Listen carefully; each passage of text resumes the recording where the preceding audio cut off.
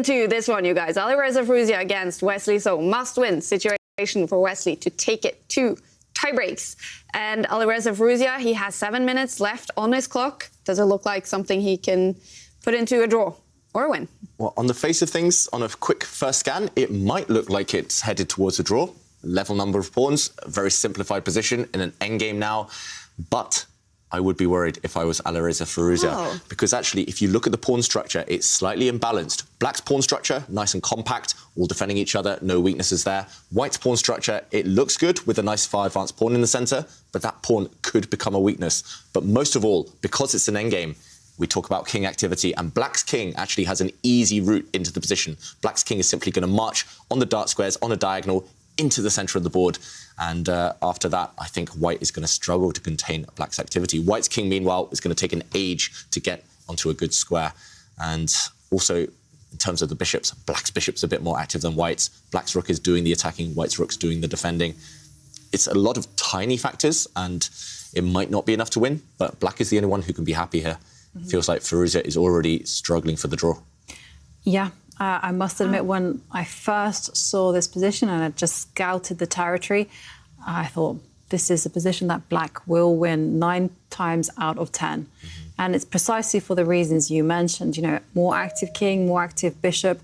And just take a look at White's 2 pawns in the centre. They're just weak. Yep. And if only White had an extra pawn on the B line, then things might be OK. As it stands, those 2 pawns, they're targets, and the situation is very, very difficult for Alireza. Yeah, and it might not look like much, but White does have the only isolated pawn in the position, and that's the A pawn, the White A pawn. Later on, it could become a target for White's for the Black's rook or bishop. Right. You just have to visualise a position like the Black king has marched all the way to C5. Maybe the Black rook can actually utilise the 6th row to just start attacking some of White's weak pawns. Quite likely. Yeah. And meanwhile, we mentioned the king's marching towards the centre. That's the #1 priority for both sides. But Black's going to win that race. Black's king can continue stepping into the centre. I would actually put the Black king in front of White's far advanced pawn right now, act as a blockader, sitting on the dark squares, controlling all the dark squares, and then maybe activate the Black rook afterwards on an open line. But first, yeah, improve that Black king. That's Wesley's strategy so far. If he's consistent, I think he's got an advantage. And the evaluation bar thinks that Black's advantage is actually growing move by move. Yeah, it's hard to neutralise it immediately as well. It's not just a short-term thing. It's definitely a long-term advantage. Black, once he puts his king on one of these central dark squares, he can just take his time. He can slowly probe at White's weaknesses. He can slowly push some pawns, gain a bit of space. What is White going to do if White has no control over those dark squares? He's reduced to simply waiting, and he's reduced to just trying to cover his weaknesses. That's not endgame strategy that we like when you're just waiting around and covering things. Yeah, very one-sided now. Yeah, totally one-sided. Isn't it typical in the situations where Wesley just, it seems to be completely over, and then get that win, and then everything just turns around? Yeah, you kind of got that sense, actually, after the 3rd game, where Wesley managed to turn it around and just destroy Alireza Firouzja. And you can just taking a look at the player cams, you can see Wesley is in boss mode. And Firouzja... But he basically woke up, like, because Wesley seemed so tired and low on energy the entire tournament. So, you know, it just takes those small margins and that feeling that luck is on your side, that it's changing. And Wesley knows that it's straightforward. Perhaps he even feels that he's kind of managed to suss out how to beat Alireza. So he's feeling confident. Yeah, these top players like Wesley, like Magnus, they're sharks. And once they smell a bit of weakness, once they smell a bit of blood, like Firouzja, kind of blundering away the last game very earlier on, I mean, once they sense that, they perk up. Suddenly, their senses are all tingling and their killer instincts arrives. Yeah, this one looks great for Wesley so right now. And also, I just want to mention, we came into this game quite late, but the opening... It was the exchange variation of the French defence, and that's quite a rare one at this top level, the French defence in general. But the exchange variation for White, it's known as the least ambitious way of meeting the French defence. And Firouzja, he was aware he needed a draw, so he just tried to kind of swap some pawns off, swap some pieces off. But that mentality, again, it's not his style. And it will come back to haunt you if you just play negatively. There's a really famous example in 1990 between English Grandmaster Nigel Short and Mikhail Gurevich, and White just needed a draw. It's a really important game to qualify for the candidates tournament. White just needed a draw. He played this variation that Firouzja played, but then he went negative, he went passive, he kept making these bad decisions, just begging for all these trades, and it backfired. Nigel Short won a really nice game, and also that happened in the World Cup recently with another English player in the same opening, and it looks like it's happening again here. So maybe that's why Firouzja, maybe studying a bit of chess history, would help just realise what you should and shouldn't do in these situations when you only need a draw. Yeah. So far, it's not been great from the 18-year-old. Maybe he'll still hold it, but it's definitely backs to the wall stuff. Yeah. Yeah, I'm not optimistic that he's going to hold it. I feel that this isn't Alireza's strong point. He needed to do what he did yesterday, which was just to take the game into a mud fight and just unsettle Wesley. Okay, Wesley now advancing his pawns. So, you know, he's just simply improving his pieces. This is good endgame strategy. You just play the game on a small plan by plan. So first of all, you improve your pawns, take as much space as you can, then step forward with your king, grab as much space there, improve your rook, improve your bishop. Keep making those tiny improvements and a mistake will happen. Yeah, and meanwhile, again, the question is what White does. White's rook looks nice and pretty, sitting there in the centre of the board, but it's tied down. The white rook has to defend the pawn in front of it, so it can never really move away. If it does, it will always have to come back. White, meanwhile, doesn't want to push necessarily. If you look at White's pawn on the c3 square, you don't want to push that forward, because the more pawns that land on light squares, the less happy White's bishop becomes. And meanwhile, on that right flank, on the right side of the board, pushing stuff there isn't going to change anything. And if White's rook is tied down, also on this square, it means that White's route into the centre with his king is less viable. There's so many small factors again, but these things build up. And White's king worse than the opponent's king, White's bishop worse than the opponent's bishop. Once Black improves his rook and pushes some pawns forward, the threats will start. And yeah, Firouzja already burning a bit of time now, spending a minute and a half on this move. He's realising how difficult it is to even find a plan for White. And I must admit, I'm at a loss as to what White can do to save this game. Can we try to put ourselves in Alireza's his shoes and come up with something? Yep. So we need to come up with something. As we mentioned, this rook is tied down defending a pawn. If it ever moves away, for example, then Black will just answer that threat. And again, this pawn is attacked, so the white rook will have to come back. And another factor I mentioned in the original position is if White steps forward with his pawn, trying to guard its fellow here, trying to free up the white rook, then the Black king will dive into the position and maybe even get active and go for White's isolated pawn. OK, well, we have a move from Firouzja. He's actually just tried to advance. He's advanced his pawn on the right, and maybe he's just trying to unsettle Wesley on that side. I can't talk, Ivanka, just taking some water. So maybe if you continue with Black's plans here, how can Black kind of continue the progress right now? Is Black going to start activating the rook? Yes, I think so. I mean, if Black wants to play it safe, then he can improve the rook. He can also solidify his position on the right side, just push one pawn forward, because, of course, all those advantages on the left side are not going to disappear. So Wesley plays it very safe, just steps forward with his rook. It's a bit mysterious, though. Where's this rook going? I'm not so sure. It's defending a pawn.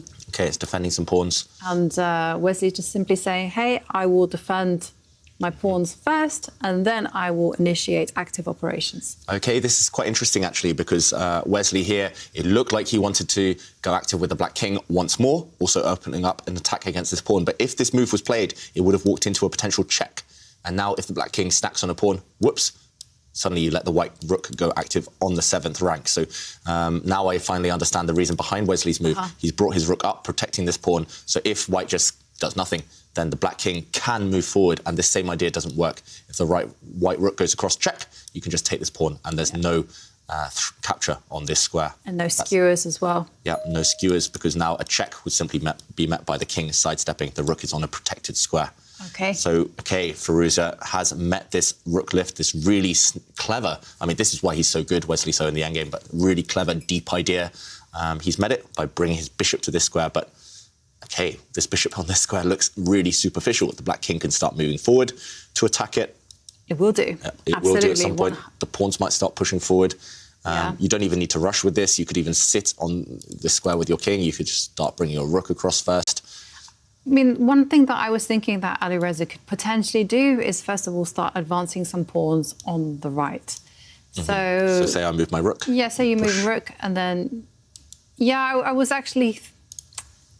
Yeah, that one will do. I guess you were thinking, being a Caro-Kann player, Jovanka, you were thinking about this pawn push. I was thinking about clamping down on this square so black can't advance.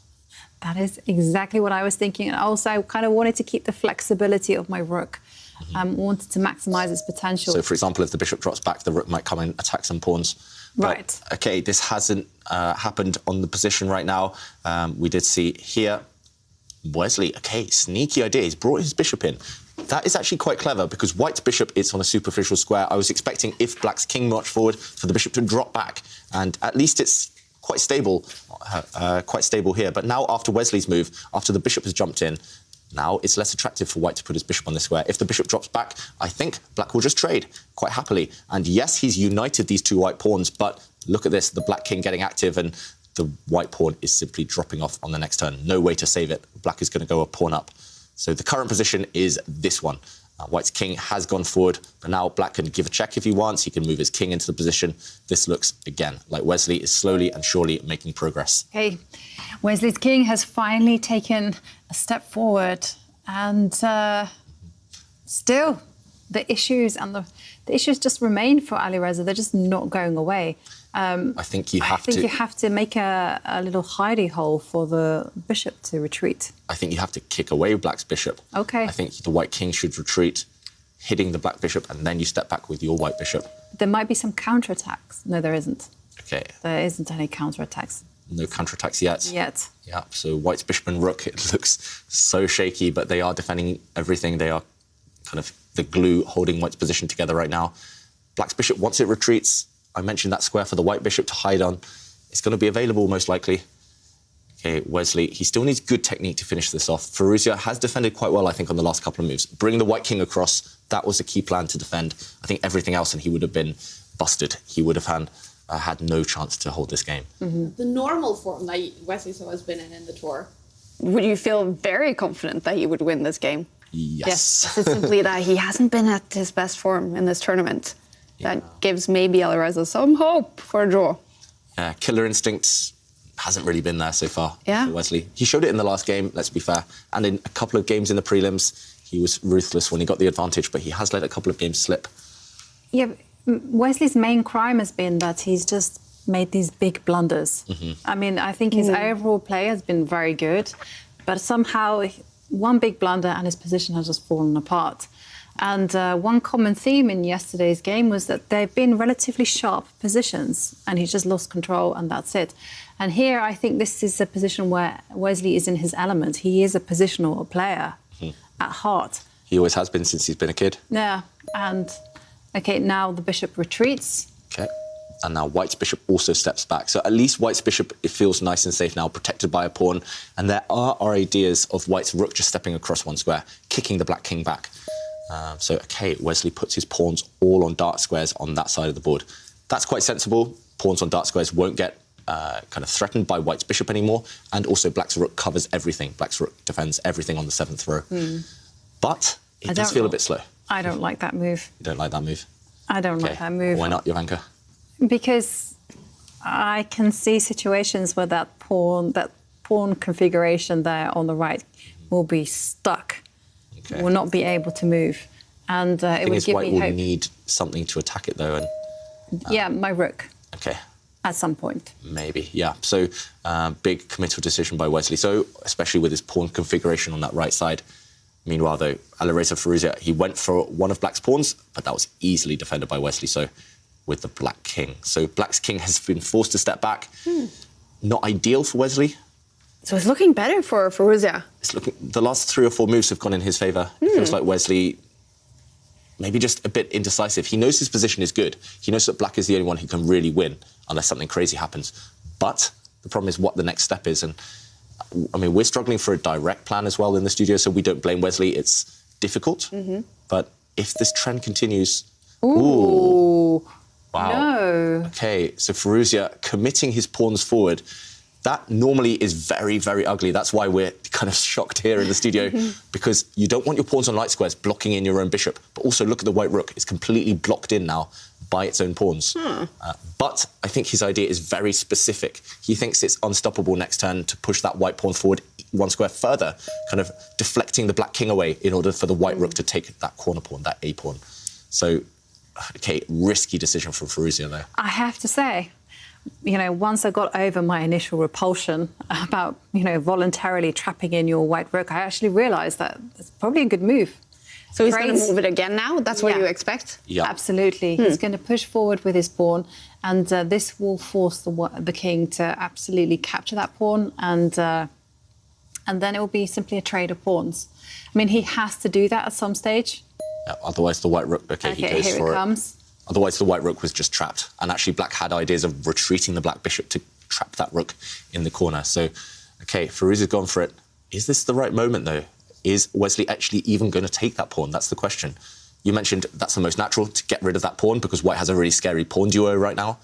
But maybe you can ignore it. Maybe you can just bring the black king down the board, so closer to the white rook, and just say, OK, those pawns, I can take them later. Maybe they're not going anywhere yet. Yeah, OK, he does take it, and now rook takes pawn. And suddenly, this is the first time since we've joined the game that we've seen Wesley slightly stressed. Yeah, slightly stressed indeed. If I was in a must-win situation, I wouldn't have actually allowed that pawn trade, because the more pawns that disappear from the board, the closer we get to that draw, that magical draw for Firouzja. And also the white rook, much more active now that it has taken a pawn. It can go, for example, to the top of the board and then kind of swing across, making a nuisance from behind, attacking some stuff. Also, white's bishop, it looks passive, but at least it's defending both of white's pawns on the left half of the board. So, OK, black's king, nice and pretty. Black is still better, but is it enough? That is the question. Maybe the clock's going to play a factor. Wesley might have to hope for a time trouble blunder later on. OK, Firouzja comes down with his rook to the 7th row, attacking pawns. Wesley will just simply push one pawn forward. Yep. I liked your idea of actually stepping forward with the rook to the bottom row, and there the rook can actually start to look at some of the pawns on the right side. Oh, Firouzja just wants to trade off pawns. He's very direct. Yes. No subtlety whatsoever, but I quite like it. Yeah, if that white pawn pushes one square further, it's going to become really dangerous, so black might have to trade it off, and pawns are disappearing. Wesley So's winning chances are disappearing as well if those pawns continue to get traded. How is Wesley going to continue now? Maybe he needs to start attacking white's central pawn. Is that going to be quick enough, though? That black bishop needs to reroute itself at some point. Yeah. Black's rook can't get that active right now. I mean, the move that I would really love to play is actually to step forward one square with my light square bishop, attack a pawn. But Firouzja's active move with his pawn is designed to meet this idea, because then you just step forward with your own pawn. And because of the lines, the fact that the two rooks are opposite each other, you just can't capture the pawn in the middle. OK, we're going to see it now in operation. So a threat from Wesley So. He's eyeing up white's central pawn, but as Ivanka mentioned, you don't actually have... I mean, you can't defend it, actually, but you can defend it indirectly by going on the counter-attack and pushing that white A-pawn forward. It's forced, pretty much. Maybe he's considering bringing his rook to the top and just kind of swinging it across, but just push your pawn. That would be the consistent answer. White did on the last time push Anna the A-pawn, so you might as well push Anna one square further forward and offer that trade. And he's got 45 seconds to take a decision. OK, but it's the most obvious move. He plays it. Anna's from Frost, is that the name of the movie in English? No, Frozen. Frozen. I accidentally saw Frost that in Norwegian, yeah. King and I, is that Anna? No. Yeah, I think so. OK. Well, that was an epic fail on my behalf. OK, so pawn takes pawn on the board. Rook takes pawn. Yep, so white has the option of just taking that pawn back. He could... Could also throw in a check. That would be risky. Black's king would start marching into the position again. Yeah, I mean, that's the only move that I can see. Why is Firouzja hesitating here? Because he's got 14 seconds left on the clock. He's given a check. Given a check, but now what happens if black's king goes this direction? Now you can no longer take that pawn. If you take that A-pawn now with your rook, then the black king marches. The black king will go to the B4 square, attacking white's bishop and attacking your rook at the same time. What's his plan now? Is he trying to trap that black king somehow? He's given up another pawn, Alireza Firouzja, so he's taken on this rook endgame. He's just one pawn down, though. OK, Wesley, surprised. Maybe surprised by that. He was frowning, looking off to the side. Black is now a pawn up. Firouzja gave up that pawn in order to trade bishops, but OK, it's going to be difficult to hold this. Black's extra pawn on the D-line, it is a passed pawn as well. Yeah, and it was unnecessary as well. It was a decision taken in the last seconds of the game, so we can't be too critical, but still, bad one. He had a safer opportunity, though. Absolutely. That's the wisdom, right? If you're low on time, don't change the nature of the position too much. Keep it, force your opponent to do that. Put the pressure on him. He has to burn time doing that. But Firouzja is just a pawn down, simply. And he only has 30 seconds left on the clock to conduct some very difficult defence. Yeah, and the pawn structure on the right-hand side is a bit different, but I've seen this exact endgame before where Magnus Carlsen, when he was exactly this pawn down, he lost against Wang Hao. And another example, Fressinet, I think, lost this endgame once against Michael Adams, the English player, with this D-pawn, this extra D-pawn. Because it's a pass pawn, it's going to be hard to stop later on. But does Wesley have to be accurate in some way? Is it still hard to play? Because he only has 2 minutes on the clock as well. Yeah, it's definitely not going to be easy, but it's much better winning chances rather than if that pawn was kind of over on the right side where it's not passed yet. So there's no rival for that D-pawn. OK, Firouzja doing the right thing, though. He's locked down Black's pawns on this flank. Should he also move the G-pawn then, two squares, just keep it protected? Yes. I would do it. Yeah. OK. Yeah, Kaya, that's the perfect pawn formation for White, I think. Maybe we'll see that now or in the next couple of turns for Firouzja. White's H-pawn there, it's a bit lonely, so definitely give it some protection. Yeah. Meanwhile, Wesley, he's got his pawn rolling, though, his passed pawn. He wants to use that pawn as well as shelter on the 5th rank so that his king is no longer cut off, so the black king can start moving down the board. The Bars still think this is doable for Firouzja. He only needs to draw in this game, but 10 seconds on the clock. He made his move with 12 seconds left here. Yeah, OK, interesting move there. Actually, quite a nice move, I think, from White. He's marched his king forward. He's trying to stop the advance of Black's king. So Black's king now a bit cut off. And, OK, if we do see a check from the Black rook, which I think we most likely will, then the White king will step back happily. And, OK, now the White king will step back, and Firouzja, he's going to argue that now the Black rook is no longer on the 7th rank, the 7th row. White is going to bring his rook up and start counterattacking against Black's pawns, especially the Black G7 pawn. That is going to be a target for the rest of this endgame. Yeah, Firouzja, he's defended well, really well so far in this position. It should be a draw with best play, most likely, but still some pitfalls to avoid. He's done that perfectly thus far. One thing in Firouzja's advantage is the fact that Black hasn't been able to mobilise his king. If he's able to just improve his king, get it to the F5 square, then I think he has very serious winning chances. Yeah, if Black can move the king closer and then give White a check, force the White king back another row. Actually, if the White king's forced back onto the 2nd row, I think Black's actually going to win. But the problem is, any time you check the White king right now, it'll go back to the 4th rank. Instead, it will march forward. And somehow it's like the consequence of those pawns there on the right side. They're very weak. OK, but I mean, Wesley is now stepping forward with his king, and this allows White just to go with his rook to the 7th row. Yeah. That's the only way he can try and save this game, I think. He has to play actively. He can't just... Process of elimination. You can't just sit still and wait for Black to check you. OK, Firouzja, he's made a huge decision now. He's just given up another pawn. He's arguing that if Black takes this pawn with his rook, Black can just take that pawn, then the White rook will sacrifice itself, take Black's central pawn, and we'd see a trade of rooks. And Black would be a pawn up in that endgame. But maybe it's still a draw because Black's pawns are stuck. They can't move. Wow. That's nicely calculated. Calculating that with 10 seconds on his clock before this move. Maybe that's just a stroke of genius from Firouzja. Maybe this will secure the draw, but the courage needed there. Yeah, fantastic. I mean, I've been very impressed by Firouzja's play and now impressed by his endgame resourcefulness. 16 seconds and ticking down for Wesley, so he has to take a decision. He probably is going to step back with his king, and he has. Yeah. OK. But now... I was trying to work out that... Now you come down to the 7th row. I was trying to work out that king and pawn endgame if Black had taken that pawn with his rook and Probably it was a draw. Yeah. I think it's a draw because of these pawns are so bad for black on the... My dad was right. This triangle formation for pawns, not very good, especially if it gets locked. OK, so black's going active with his king again. So white has the opportunity to go over and capture black's pawn on that g7 square, but then black's rook might go and take a pawn itself. 2 seconds. Give a check. OK. Rook is ticking. Firouzja. Has he made a move? OK, is there just a bit of lag, a bit of delay maybe? Yeah, it is a bit of lag. Yeah. Okay. He's captured the pawn. Ooh. OK, so just some small tech things there, but it looks like he has taken that pawn. OK, there is some technical issues. Let's hope he's not disconnected, Alireza Firouzja. That would cause a lot of stress. Did he play the move in time? He did. OK. And, OK, there were a lot of moves there. Yeah. Actually, a lot of pawns disappeared, so we saw a flurry of moves. White is still a pawn down, but look, white still has this very strong h-pawn running up the board. That might act as a distraction for black's pieces.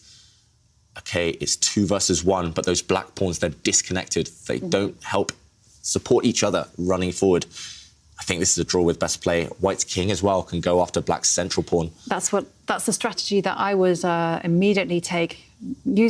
Pick up my king, move it 1 square, attack a pawn, and then once that king steps back to protect it, then I will start running with OK, it's on the board. Yeah. OK. Black is just not quick enough, not coordinated enough here. Black needs to, for example, give a check, kick that white king away, and then start pushing the black pawns forward, but too slow, as you mentioned. Yeah. Check that black king, kick it away. And you can even... OK, I don't think you need to worry about it. You just push your pawn. OK, push the pawn. Simple. White's pawn is a source of counterplay. Exactly. And here, maybe you should be a little bit careful to step forward with the king or to step backwards. Good question. I would not even dream of stepping over to that left side of the board. No, neither would I. I would retreat as well, because the king wants to be within biting distance of those pawns, doesn't want to get cut off on the horizontal lines. Yeah, so white's king, it doesn't look great right now, not able to move past the 4th rank, but it can, one idea at least, is to shuffle across and kick away black's rook if it needs to. Black's rook needs to stay behind white's advanced pawn. And what about if Alireza just goes full throttle and pushes his pawn 1 square forward and with an immediate threat in the position? He might well do. He's going to do that. The king, now in check, needs to move. I would recommend stepping to the side. OK, which side? In front of that pawn, blockade it. In front of that pawn. That's what he does. Hang on a second. Is that a mistake? Why would that be a mistake? I don't know. I just thought... That seems safe to me. OK, that's good. At least stopping that pawn, advancing it, seems the most human touch, the most human way to do it. And now black's king is going after white's pawn. So what white wants to achieve here is to give up his pawn, that white advanced pawn. It looks good, but you want to give it up at some point in the right way and get black's pawn in the centre in return. And that should secure the draw. Wow. OK. Pawn pushes forward. King steps to the side. This is actually really shrewd technique from Wesley. He is maximising his chances. And now, where is Alireza going to move his rook? He's losing his feeling stressed. Pawn. I'm surprised by this. He's losing his pawn now, Firouzja. He's shaking his head. He's given a check. Maybe he was trying to work out something else, but his pawn has dropped, and suddenly Wesley has real winning chances. Oh, wow. The black king is cut off, so it's not easy, but he's 2 pawns down, and 2 pawns down in a rook endgame means it's going to be difficult. And Firouzja, I think he thinks he's losing. But I mean, how is black going to make progress? Yeah, the black king is cut off. The black king cannot pass the g-file right now. Okay. He just has to wait with his rook. Oh, Firouzja, he thinks he's lost. Feeling the to pressure. me, it's not 100% clear. No, it's not clear. 3 seconds. Make a move. Okay. He made that move with 1 second. He's going to try and bring the king round to attack black's pawn, but that looks slow. OK, black's king is coming. The white king, as soon as it marches forward, the black rook can actually come to the e4 square, and the black rook's going to come across now and cut off that king from marching to the right. Wesley might now win the game. Wow. OK, pressure is on. Alireza Firouzja, he keeps making moves with 1 second left on the clock. OK, yeah, Wesley, his task, his king is cut off, but the black king is just going to come march down on the H-line. There we go. It's going to come as near as possible to the white rook, and then at the right moment, black will give up one of his pawns and start marching the other pawn further. I mean, can white he is not stuck also waiting. Can he not also move his rook to 2 squares actually, to the right? Do it now, and then OK. And this pawn is marching. Firouzja, he's lost track of this one pawn. He's not going to save the game anymore. So close, and yet so far away. I know. He fought back from a difficult position. It was just 1 or 2 accurate moves within his grasp. It was the clock in the end. He didn't have enough time to work it out. And now the rook comes back, trying to stop black's pawns advancing. But black can do anything, pretty much. He can move the black rook, free up his f-pawn to start marching forward as well. OK, he marches this one. The black rook will defend that pawn. Yep. There we go. And now 2 pawns are both running. White's rook is passive. White's king is too far away. This is game over. And he resigns. Wow, this is getting dramatic, you guys. Wesley, so a huge comeback. 2